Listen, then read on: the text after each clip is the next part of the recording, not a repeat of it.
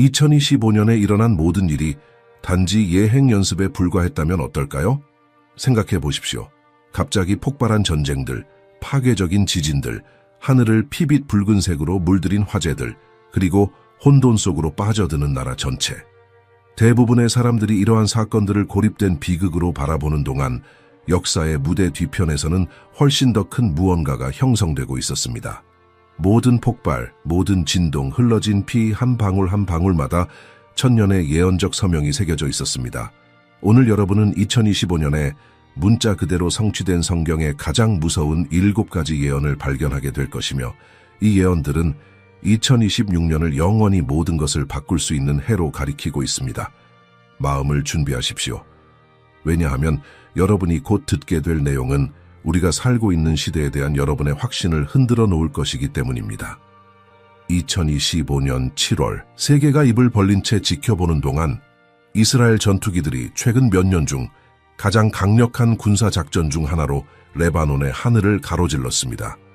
수십 년 동안 이스라엘의 북부 국경을 괴롭혀온 민병대인 헤즈볼라가 마침내 파괴적인 대응을 불러일으켰습니다. 그러나 여기 대부분의 사람들이 놓친 세부 사항이 있습니다. 헤즈볼라의 전선 뒤에서 무기, 훈련, 그리고 수십억 달러를 제공하고 있는 것은 이란이었습니다. 그리고 예언적 맥락에서 이란이라는 단어를 들을 때 고대의 한 이름이 즉시 여러분의 마음속에 울려 퍼져야 합니다. 바로 페르시아입니다. 이제 여러분이 왜 이 분쟁이 중동의 또 다른 소규모 충돌이 아닌지 이해하게 만들 부분이 나옵니다. 에스겔서 38장 2절에서 6절까지 성경을 펴보십시오. 2600년 전 이상의 글을 쓴 선지자 에스겔은 이스라엘에 대한 미래의 침공에 관한 압도적인 환상을 받았습니다. 그는 마곡 땅의 곡이라는 지도자, 메섹과 두발의 왕자이자 우두머리를 묘사합니다. 그리고 나서 이 군사 연합을 형성할 나라들의 목록이 나옵니다. 페르시아, 구스, 붓, 고멜, 그리고 도갈마. 이것은 이국적인 장소들의 무작위 목록이 아닙니다. 이 고대 이름들을 현대 지리로 번역할 때 무서운 패턴이 나타납니다. 페르시아는 오늘날의 이란입니다. 고멜과 도갈마는 현대 터키 지역에 해당합니다. 구스는 수단과 에티오피아 일부를 포함합니다. 붓은 리비아와 북아프리카 지역을 가리킵니다. 이제 이 연합의 정신적 지도를 상상해 보십시오. 이란이 터키, 북부 아프리카 국가들, 그리고 레바논, 시리아, 가자 전역에 흩어진 대리 세력들을 포함하는 동맹을 이끌고 있습니다. 이러한 지정학적 구성은 50년 전에는 단순히 존재하지 않았습니다. 그러나 2025년에 그것은 현상에게서 나오는 사진처럼 우리 눈앞에서 결정화되고 있습니다. 레바논에서의 이스라엘 공세는 진공 상태에서 일어나지 않았습니다. 그것은 정보 요원들이 수년 동안 이미 알고 있던 무언가를 폭로했습니다.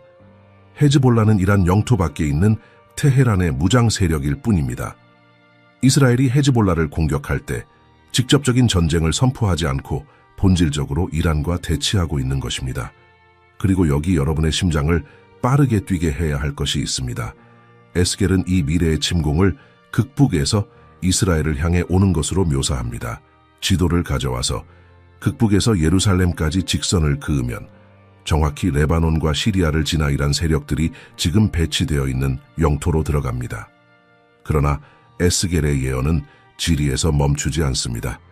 그것은 이 미래 침공 뒤에 있는 동기를 드러냅니다. 노력하며 탈취하려고라는 것입니다. 선지자는 이스라엘이 공격 전에 안전하게 살고 번영하고 있다고 말합니다. 그리고 우리가 보고 있는 것이 정확히 이것이 아닙니까? 이스라엘은 지중해에서 거대한 천연가스 유전을 발견했습니다. 그들의 기술 경제는 실리콘밸리와 경쟁합니다. 아브라함 협정은 아랍 국가들과의 거짓된 평화감을 가져왔습니다. 모든 것이 큰 붕괴, 전의 도미노 조각처럼 정렬되고 있습니다. 이제 한 가지를 명확히 하겠습니다. 곡과 마곡의 전쟁은 아직 일어나지 않았습니다. 2025년에 본 것은 리허설이었고 예언적 체스판에 조각들을 초기 배치하는 것이었습니다. 그러나 이란이 더 이상 숨지 않는 것을 관찰하십시오. 그들의 핵 야망, 테러 집단에 대한 공개적인 지원, 이스라엘에 대한 종말론적 수사, 이 모든 것이 무시할 수 없는 크레센도로 강화되고 있습니다. 곡의 그림자가 중동 위로 뻗어나가고 있으며 모든 군사적 움직임, 형성된 모든 동맹, 이전된 모든 무기는 에스겔 38장의 문자적 성취를 향한 또 하나의 단계입니다. 그러나 이것은 펼쳐지고 있는 첫 번째 예언일 뿐입니다. 왜냐하면 북쪽에서 군대가 동원되는 동안 또 다른 묵시록적 기수가 이미 아프리카 대륙을 질주하며 무서운 규모의 부족과 죽음을 가져왔기 때문입니다. 요한계시록에는 주의 깊게 읽는 누구든지의 피를 얼어붙게 해야 할 이미지가 있습니다. 반모섬에 유배된 요한은 셋째 인이 열리는 것을 보았고 그 환상에서 나온 것은 검은 말이었습니다. 그것은 전쟁의 붉은색도 아니고 죽음의 창백함도 아니었습니다. 그것은 기근의 어둠이었습니다. 그리고 그 말을 탄 기수는 손에 무언가를 들고 있었습니다. 바로 저울입니다. 요한계시록 6장 5절과 6절은 이 저울이 무엇을 나타내는지 정확히 말해줍니다. 한 데나리온의 밀 한 대요 한 데나리온의 보리 석 대로다. 간단한 언어로 이것은 재앙적인 규모의 기근을 의미하며 하루 종일의 임금으로 단 한 끼 식사에 충분한 음식만을 살 수 있다는 것입니다. 이제 이 예언이 먼 미래에 관한 것이 아니라는 것을 깨닫게 만들 연결점이 나옵니다. 2025년에 수단은 그 나라를 지상의 지옥으로 변화시킨 내전의 세 번째 해에 들어섰습니다. 15만 명 이상이 사망했습니다. 우리는 스프레드시트의 숫자에 대해 이야기하는 것이 아닙니다. 우리는 자녀들을 보호하려다 죽은 아버지들, 10살이 되지 못할 어린이들, 존재에서 지워진 가족 전체에 대해 이야기하고 있습니다. 그러나 폭력에 의한 직접적인 죽음은 이야기의 일부일 뿐입니다. 진정한 묵시록적 비극은 이 전쟁의 등을 타고 질주하는 기근에 있습니다. 수단의 밀 가격은 300% 상승했습니다. 300%입니다. 잠에서 깨어 한 개의 동전이 들던 빵이 이제 3개가 든다는 것을 발견한다고 상상해 보십시오. 그러나 여러분이 이미 거의 아무것도 없이 생존하고 있을 때 이 수학은 단지 잔인한 것이 아니라 치명적입니다. 수단 가족들은 요한이 묘사한 것을 정확히 직면하고 있습니다. 하루 종일의 임금을 단지 내일까지 생존하기에 충분한 음식을 얻기 위해 사용하는 것입니다. 약, 쉼터, 교육을 위해서는 아무것도 남지 않습니다. 그것은 수백만의 생명 위에 무게를 두는 검은 말의 저울입니다. 그리고 여기 무시할 수 없는 예언적 세부 사항이 있습니다. 검은 말은 혼자 질주하지 않습니다. 그것은 요한계시록의 네 기수 연속에서 세 번째입니다.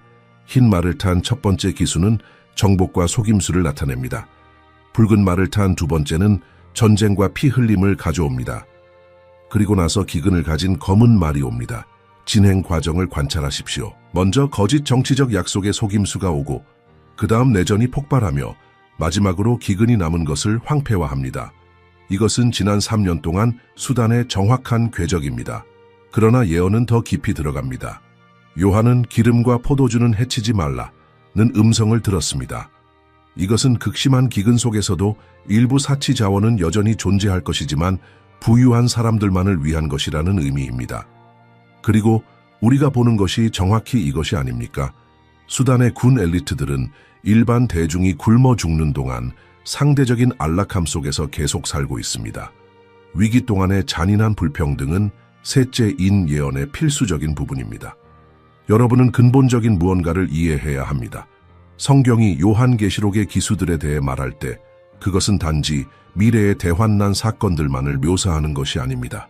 이 기수들은 인류 역사 전반에 걸쳐 리허설을 합니다. 그들은 최종 절정까지 강도를 높이며 반복적으로 질주합니다.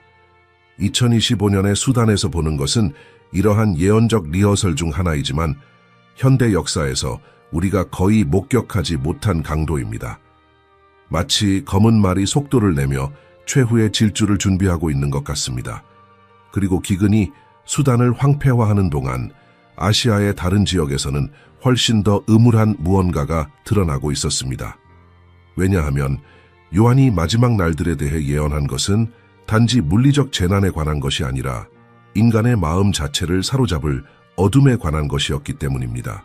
사도 바울은 디모데에게 2000년 전이 아니라 어젯밤에 작성된 것처럼 들리는 편지를 썼습니다. 디모데후서 3장 1절에서 3절까지입니다. 말세에 고통하는 때가 이르러 사람들이 자기를 사랑하며 돈을 사랑하며 자랑하며 교만하며 비방하며 부모를 거역하며 감사하지 아니하며 거룩하지 아니하며 무정하며 원통함을 풀지 아니하며 모함하며 절제하지 못하며 사나우며 선한 것을 좋아하지 아니하며. 이 목록을 천천히 읽고 각 단어가 세우며 들게 하십시오.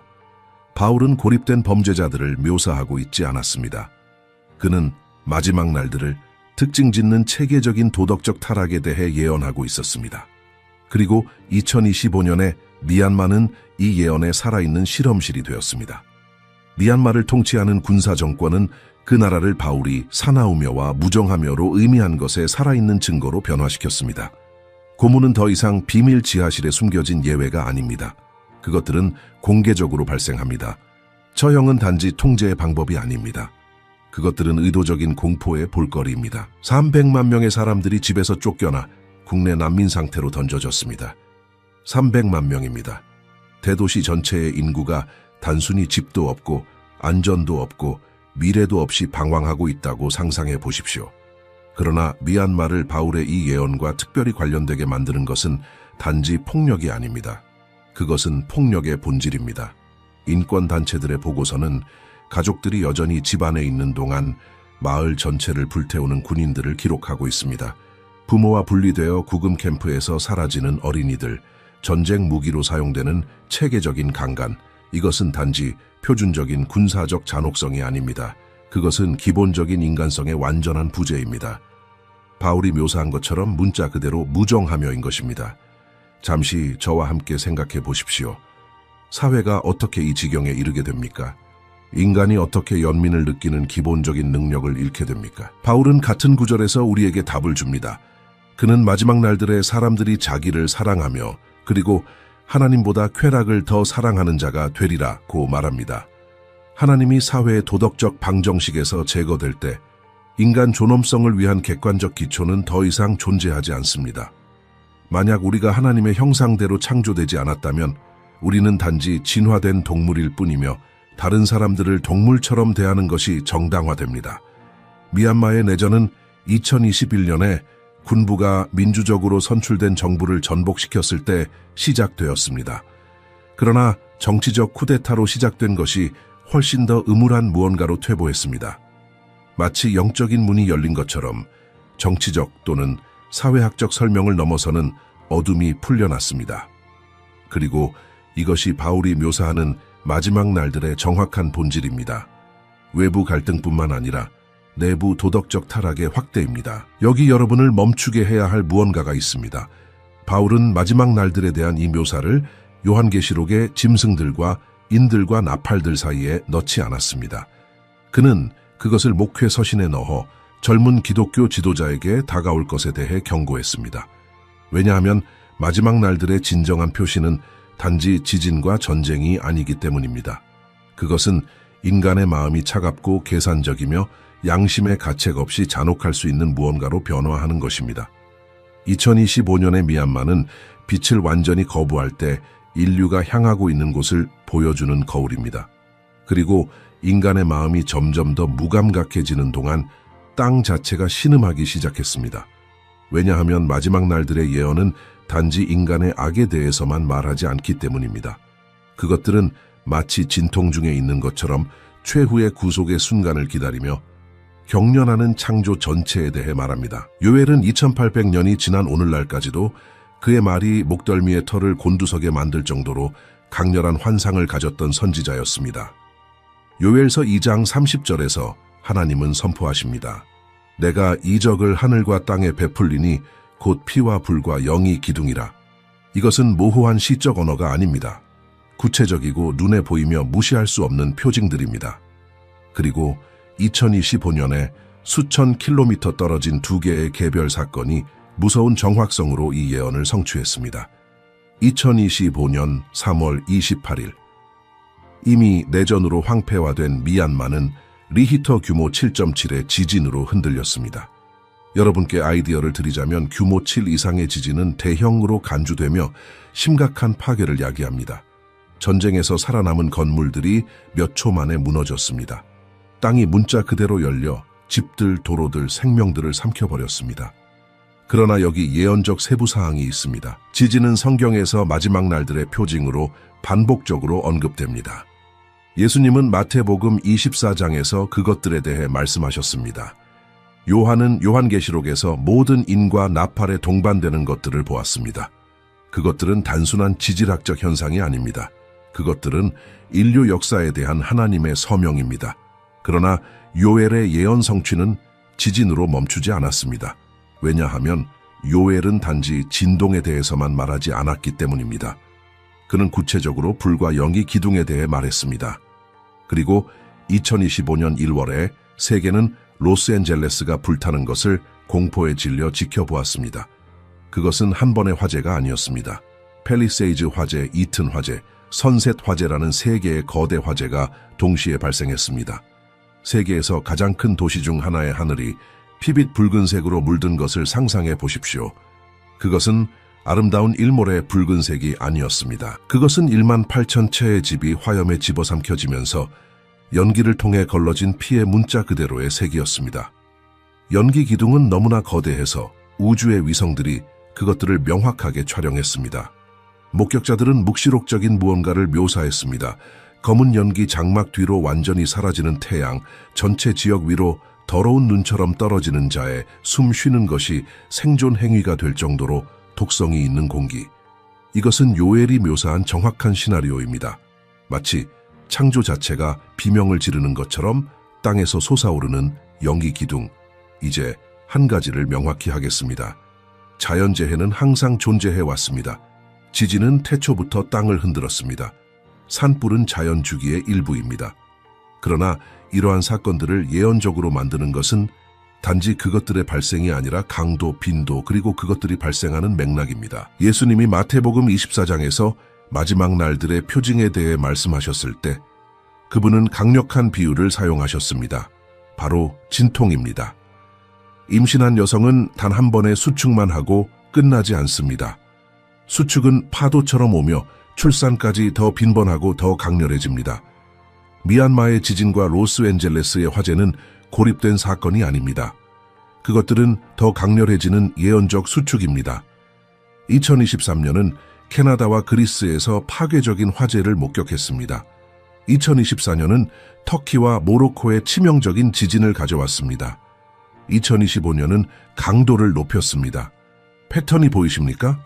마치 땅이 예수님이 예언하신 것처럼 문자 그대로 진통 중에 있는 것 같습니다.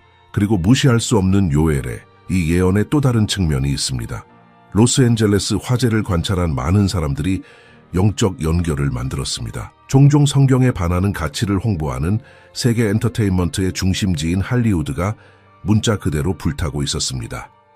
과도한 생활 방식을 사는 유명 인사들의 집이 몇 시간 만에 재로 변했습니다.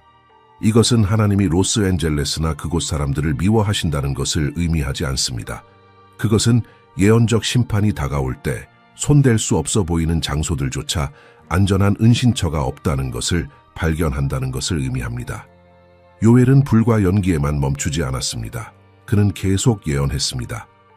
여호와의 크고 두려운 날이 이르기 전에 해가 어두워지고 달이 핏빛같이 변하려니와 2025년에 본 것은 땅에서의 이적들이었습니다. 그러나 예언은 다가오는 더 큰 무언가를 가리킵니다. 바로 하늘의 표징들입니다. 그리고 땅이 흔들리고 불타는 동안 바다의 물들도 그들 자신의 예언적 분노의 형태를 보여주기 시작했습니다. 예수님은 제자들이 모든 신자가 해야 할 질문을 했을 때 감람산에 앉아 계셨습니다. 주의 임하심과 세상 끝에는 무슨 징조가 있사오리까? 예수님의 답변은 여러 복음서에 기록되어 있지만 누가는 다른 복음서들이 언급하지 않는 구체적인 세부 사항을 포착합니다. 누가복음 21장 25절입니다. 1월 성신에는 징조가 있겠고 땅에서는 민족들이 바다와 파도의 우는 소리로 인하여 혼란한 중에 곤고하리라. 예수님이 단지 폭풍이라고만 말씀하지 않으신 것을 관찰하십시오. 그분은 구체적으로 바다의 우는 소리라고 말씀하셨는데 마치 바다가 자신의 목소리를 얻어 인류를 향해 으르렁거리는 것 같습니다. 2025년 3월 호주 북부 해안은 사피어 심슨 척도에서 카테고리 4의 사이클론 알프레드에 직면했습니다. 이 분류에 익숙하지 않은 분들을 위해 카테고리 4는 시속 210km 이상의 지속적인 바람과 재앙적인 파괴를 야기할 수 있는 능력을 의미합니다. 그러나 알프레드를 특히 기억에 남게 만든 것은 단지 바람이 아니었습니다. 그것은 파도였습니다.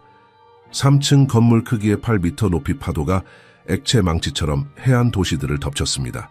집에 있는데 창문을 통해 8m의 물벽이 다가오는 것을 본다고 상상해 보십시오. 도망가고 기도하는 것 외에는 여러분이 할 수 있는 것이 아무것도 없습니다. 가족 전체가 몇 시간 만에 대피했습니다. 여러 세대 동안 존재했던 공동체들이 완전히 침수되었습니다. 그리고 물이 마침내 물러났을 때 남은 것은 파괴의 광경이었습니다.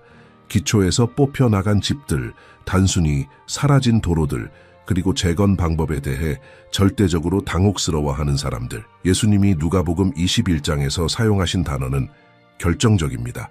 혼란입니다. 그것은 단지 두려움이 아닙니다. 그것은 깊은 혼란, 무슨 일이 일어나고 있는지 이해할 수 없는 무능력입니다. 그리고 이것이 알프레드를 설명하려는 호주 당국과 기후 과학자들에게서 우리가 정확히 보는 것입니다. 네, 사이클론은 항상 호주를 강타해왔습니다.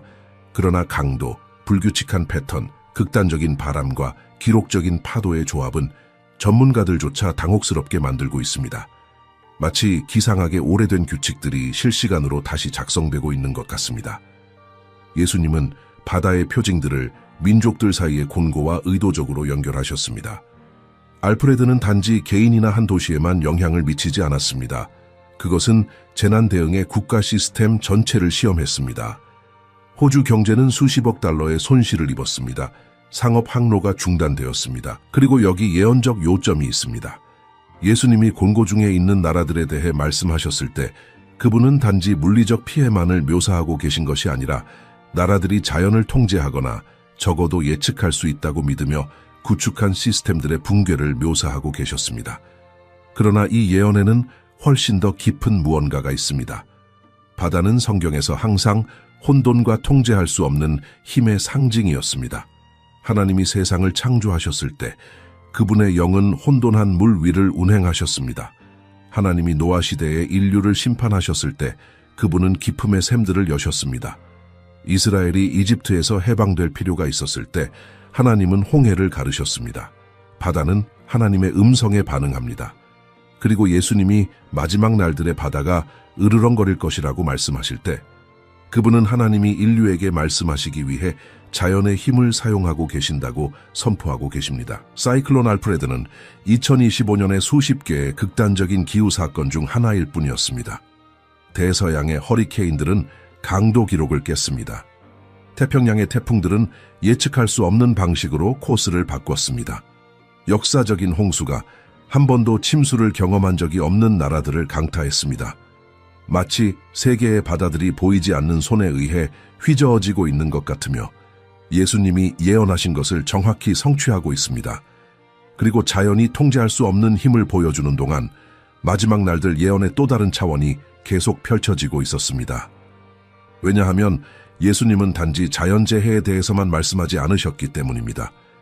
그분은 훨씬 더 무서운 무언가에 대해 말씀하셨습니다. 전쟁을 통해 스스로를 파괴하는 인간의 능력, 이제 핵절멸의 위협으로 증폭된 것입니다. 예수님의 예언적 설교 중 끊임없이 인용되지만 깊이 이해되는 경우가 드문 부분이 있습니다. 마태복음 24장 6절과 7절입니다. 난리와 난리의 소문을 듣겠으나 너희는 삼가 두려워하지 말라. 이 모든 일이 있어야 하되 아직 끝은 아니니라. 민족이 민족을 나라가 나라를 대적하여 일어나겠고 곳곳에 기근과 지진이 있으리니 이 모든 것은 재난의 시작이니라. 중요한 것을 주목하십시오. 예수님은 전쟁의 존재가 끝이 왔다는 것을 의미한다라고 말씀하지 않으셨습니다. 그분은 전쟁이 진통의 시작이라고 말씀하셨습니다. 그리고 2025년에 이 진통은 제2차 세계대전 이후로 보지 못했던 강도 수준에 도달했습니다. 우크라이나 전쟁은 2025년에 4년째에 접어들었습니다. 2022년 2월에 러시아의 침공이 시작되었을 때 많은 전문가들은 그것이 몇 주 또는 몇 달 동안 지속될 것이라고 예측했습니다. 3년 후에도 참호가 여전히 파져 있고 도시들이 여전히 폭격당하고 있으며 수십만의 생명이 여전히 파괴되고 있을 것이라고는 아무도 상상하지 못했습니다. 그러나 이 전쟁을 마태복음 24장의 예언과 특별히 관련되게 만드는 것은 단지 그 기간이 아닙니다. 그것은 전 세계적 맥락에서 그것이 나타내는 것입니다. 2025년 10월은 전 세계가 숨을 죽이게 만든 순간을 기록했습니다. 러시아 지도자들은 냉전 이후 처음으로 명시적이고 직접적인 핵 위협을 했습니다. 그것들은 모호한 외교적 암시가 아니었습니다. 나토가 우크라이나에 무기를 계속 제공한다면 전술 핵무기가 사용될 수 있다는 명확한 선언이었습니다.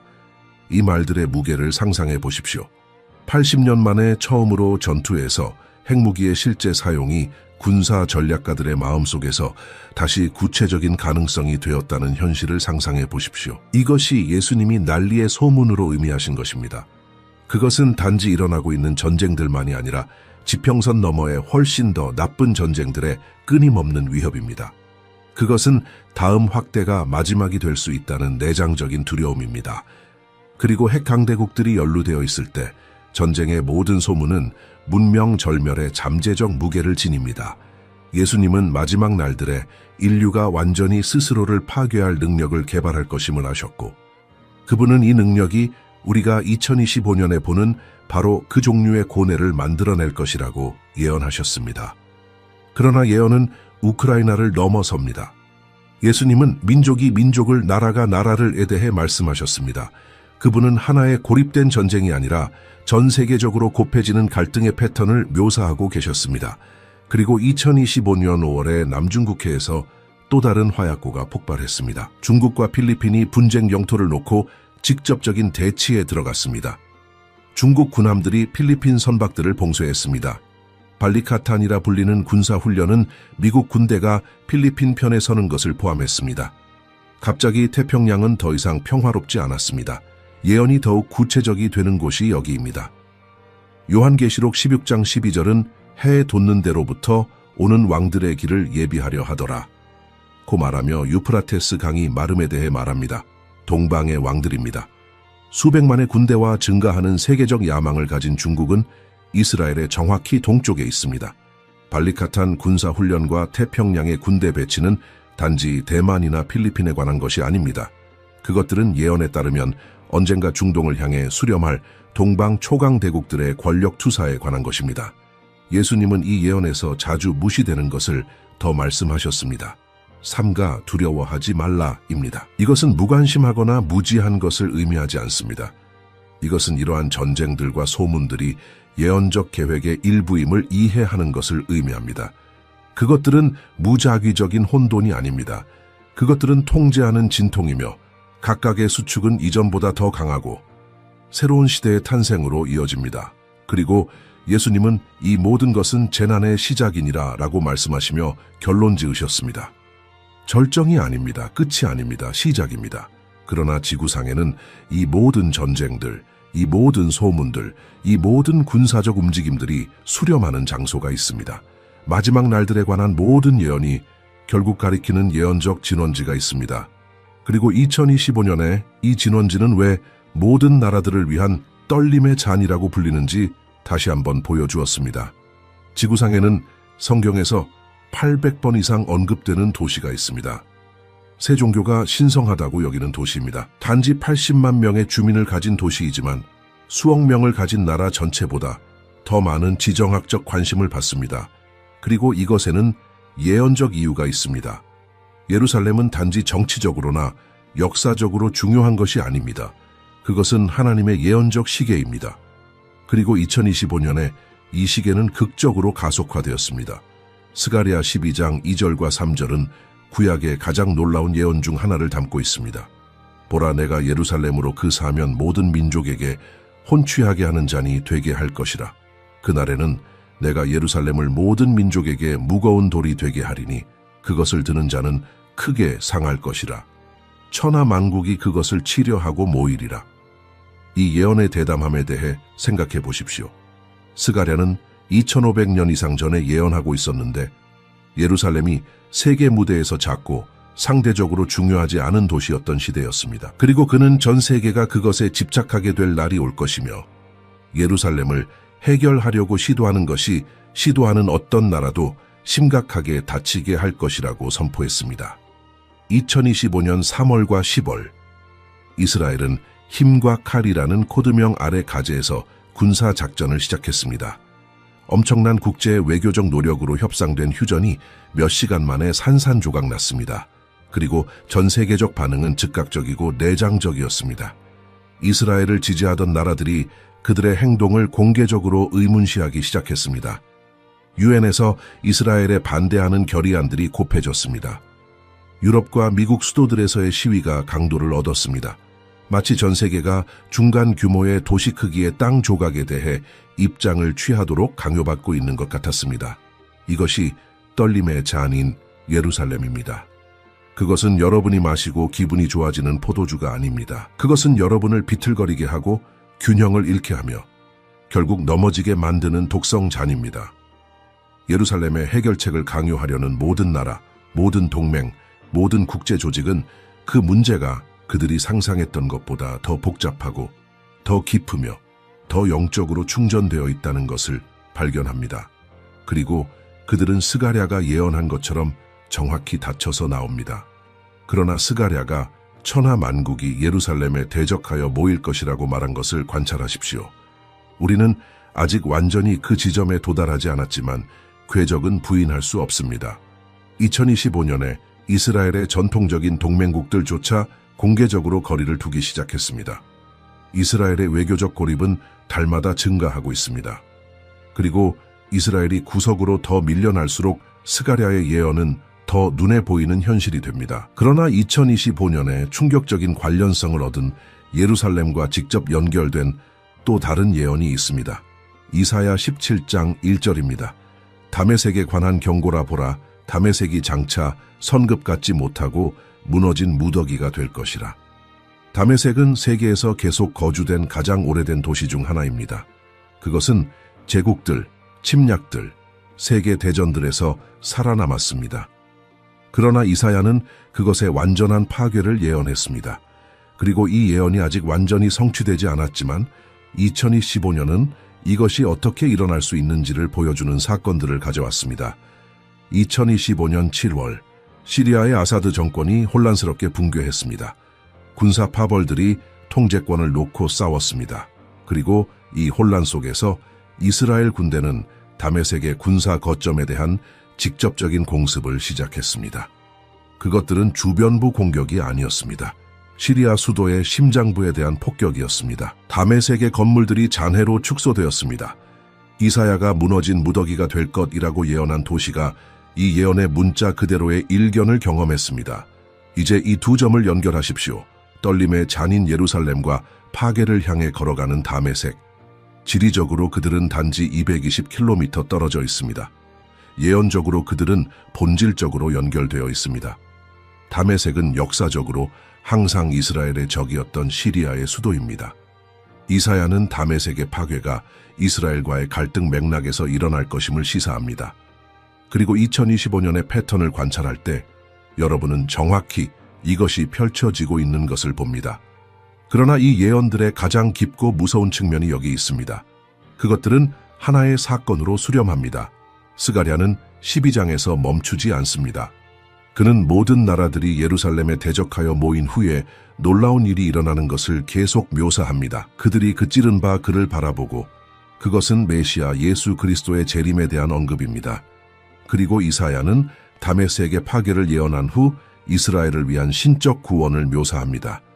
이 모든 예언들은 같은 절정의 순간을 가리킵니다. 바로 그리스도의 재림입니다. 2025년은 이러한 예언들의 최종 성취가 아니었습니다. 그것은 예행 연습이었습니다. 그것은 볼 수 있는 눈을 가진 사람들에게 모든 예언적 말씀이 완벽하게 정렬되고 있음을 하나님이 보여주신 것이었습니다. 예루살렘은 떨림의 잔이 되어가고 있습니다. 다메섹은 폐허를 향해 걸어가고 있습니다. 나라들이 배치되고 있습니다. 그리고 예언적 시계는 자정을 향해 가속화되고 있습니다. 우리가 본 모든 것 후에, 노출된 모든 예언 후에 2026년이 모든 것을 바꾸는 해가 될 수 있다는 것을 이해한 후에 모든 진실한 신자의 마음속에 불타는 질문이 있습니다. 그럼 이제 무엇을? 예언적 시계가 가속화되고 있다는 것을 알면서 어떻게 살아야 합니까? 다가올 일을 위해 내 삶, 내 가족, 내 마음을 어떻게 준비합니까? 그리고 여기 해방적인 진리가 있습니다. 하나님이 여러분에게 기대하시는 준비는 음식을 비축하거나 대피소를 짓는 것과는 아무 상관이 없습니다. 그것은 여러분이 내면에서 누구인지를 변화시키는 것과 모든 관련이 있습니다. 예수님은 마태복음 25장에서 마지막 날들을 살아가는 누구에게나 필독서가 되어야 할 비유를 말씀하셨습니다. 그것은 신랑을 기다리는 10명의 처녀에 관한 이야기입니다. 5은 슬기로웠고 5은 어리석었습니다. 모두 등불을 가지고 있었습니다. 모두 신랑을 알고 있었습니다. 모두 기다리고 있었습니다. 그러나 신랑이 마침내 한밤중에 도착했을 때 단지 5만이 준비되어 있었는데 그들은 등불에 여분의 기름을 가지고 있었기 때문입니다. 나머지 5은 기름을 사러 달려갔고 그들의 인생에서 가장 중요한 순간을 완전히 놓쳤습니다. 신랑이 도착했고 문이 닫혔으며 그들은 밖에서 두드리며 외쳤습니다. 주여 주여 우리에게 열어주소서. 그리고 그들이 받은 대답은 피를 얼어붙게 합니다. 진실로 너희에게 이르노니 내가 너희를 알지 못하노라. 그리스도가 돌아오실 때, 휴거가 일어날 때 하나님과의 여러분 자신의 개인적 관계가 즉시 시험될 것입니다. 그러므로 이 날들을 위한 첫 번째이자 가장 중요한 준비 방식은 여러분이 예수 그리스도와 진정하고 살아있으며 맥박치는 관계를 가지고 있음을 확인하는 것입니다. 저와 함께 생각해 보십시오. 여러분은 이 관계가 진짜인지 어떻게 알 수 있습니까? 요한일서 2장 3절은 우리에게 간단하고 직접적인 시험을 줍니다. 우리가 그의 계명을 지키면 이로써 우리가 그를 아는 줄로 알 것이요. 그것은 완벽에 관한 것이 아닙니다. 그것은 방향에 관한 것입니다. 여러분의 삶은 그리스도를 향해 걸어가고 있습니까? 아니면 그분으로부터 멀어지고 있습니까? 여러분이 죄를 지을 때, 왜냐하면 우리 모두가 죄를 짓기 때문입니다. 성령의 진정한 확신이 있습니까? 진정한 회개가 있습니까? 하나님을 기쁘시게 하려는 증가하는 욕망이 있습니까? 만약 여러분이 이 말들을 읽고 있고 성령만이 가져올 수 있는 그 영적 불안, 그 거룩한 불편함을 느끼고 있다면 이 순간을 지나가게 하지 마십시오. 지금 당장 여러분이 있는 곳에서 무릎을 꿇고 예수님께 여러분이 단지 그분에 대해 아는 것이 아니라 그분을 진정으로 알기를 원한다고 말씀드리십시오. 그러나 영적 준비는 개인적 구원에서 멈추지 않습니다. 바울은 에베소서 5장 16절에서 이렇게 썼습니다. 세월을 아끼라 때가 악하니라. 세월을 아낀다는 것은 그것을 지혜롭게 영원한 목적으로 사용하는 것을 의미합니다. 그리고 마지막 날들의 모든 초가 증폭된 방식으로 중요합니다. 여러분의 삶을 시간의 은행 계좌로 상상해 보십시오. 여러분은 얼마나 많은 예금이 아직 올지 모릅니다. 여러분은 계좌가 언제 닫힐지 모릅니다. 그러므로 모든 거래는 영원한 의미를 가져야 합니다. 이것은 정상적인 책임을 버리는 것을 의미하지 않습니다. 그것은 이러한 책임들의 영적 목적을 불어넣는 것을 의미합니다. 여러분의 직장은 단지 직업이 아닙니다. 그것은 하나님이 여러분을 빛이 되도록 두신 선교지입니다.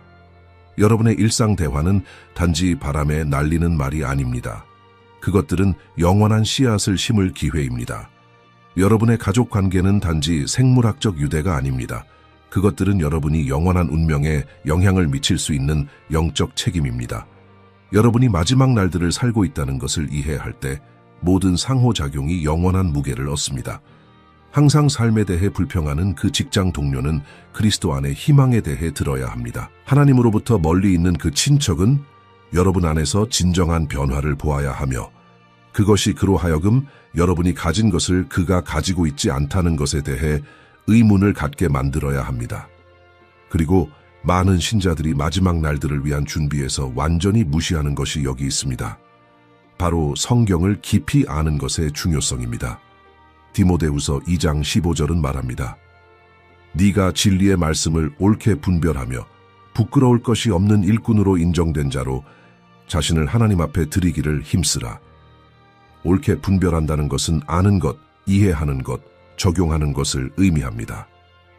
마지막 날들에 속임수가 곱해지고 거짓 선지자들이 도처에서 나타나며 심지어 기독교인들조차 이상한 교리에 의해 유혹될 때 여러분의 유일한 절대적 보호는 하나님의 말씀을 너무나 잘 알아서 거짓을 즉시 인식하는 것입니다. 그러나 준비에 또 다른 중요한 측면이 있습니다.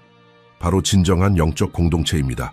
히브리서 10장 25절은 우리에게 경고합니다. 모이기를 패하는 어떤 사람들의 습관과 같이 하지 말고 오직 권하여 그 날이 가까움을 볼수록 더욱 그리하자. 저자가 구체적으로 모임을 주님의 날의 가까움과 연결하는 것을 관찰하십시오. 우리가 끝에 더 가까울수록 다른 진실한 신자들과 연결되는 것이 더욱 중요합니다. 저는 피상적인 종교성이나 성전 출석의 기계적인 것에 대해 이야기하는 것이 아닙니다. 저는 여러분이 서로를 강화하고 서로를 위해 기도하며 필요할 때 사랑으로 서로를 대면하고 서로의 짐을 지는 그리스도 안의 형제자매들과의 깊은 관계에 대해 이야기하고 있습니다. 그리고 마지막으로 무시할 수 없는 준비의 차원이 있습니다. 바로 끊임없는 깨어있음입니다. 예수님은 마태복음 24장 42절에서 말씀하셨습니다. 그러므로 깨어있으라. 어느 날에 너희 주가 임할는지 너희가 알지 못함이니라. 깨어있다는 것은 편집증적이거나 강박적으로 사는 것을 의미하지 않습니다. 그것은 의식적으로 사는 것을 의미합니다. 그것은 시대의 표징들을 관찰하되 그것들에 집착하지 않는 것을 의미합니다. 그것은 그리스도가 오늘 돌아오실 수 있는 것처럼 여러분의 마음을 준비된 상태로 유지하되 여러분 앞에 50년이 더 있는 것처럼 책임감 있게 여러분의 삶을 사는 것을 의미합니다. 그것은 긴급함과 신실함 사이, 기대와 안정 사이의 균형입니다. 그래서 여기 우리가 있습니다. 먼 미래를 기다리는 고대 두루마리에 갇혀있지 않은 성경의 7가지 무서운 예언들. 그것들은 2025년에 우리 눈앞에서 성취되었습니다. 북쪽의 체스판에 조각들을 배치하는 곡, 기근과 죽음과 함께 수단을 질주하는 검은 말, 미얀마에서 차갑고 잔인해지는 인간의 마음들, 지진으로 신음하고 묵시록적 화재에서 솟아오르는 영이 기둥들과 함께하는 땅, 전례 없는 힘으로 으르렁거리는 바다들, 모든 것 위에 핵의 그림자가 드리워진 채 곱해지는 전쟁들, 그리고 예루살렘, 항상 예루살렘, 다메섹이 예언된 운명에 가까워지는 동안 전 세계를 비틀거리게 만드는 떨림의 잔. 이 예언들 각각은 예수님이 묘사하신 진통의 수축과 같았습니다. 그리고 2025년이 예행 연습이었다면 2026년은 막이 마침내 마지막 막을 위해 열리는 해가 될 수 있습니다. 그러나 여기 여러분이 긴급하게 이해해야 할 진리가 있습니다. 이 예언들은 공황을 만들기 위해 주어진 것이 아닙니다. 그것들은 준비를 만들기 위해 주어졌습니다. 예수님은 누가복음 21장 28절에서 말씀하셨습니다. 이런 일이 되기를 시작하거든 일어나 머리를 들라 너희 속량이 가까웠느니라. 그리스도 안에 있는 사람들에게 이러한 표징들은 공포의 이유가 아니라 희망의 이유입니다.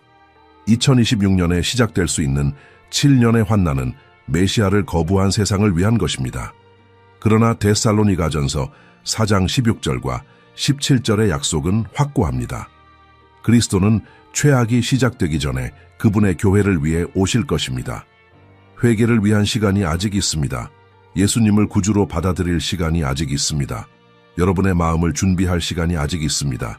그러나 수축들은 더 가까워지고 더 강렬해지고 있으며 최후의 탄생 전에 얼마나 많은 시간이 남았는지 아무도 모릅니다.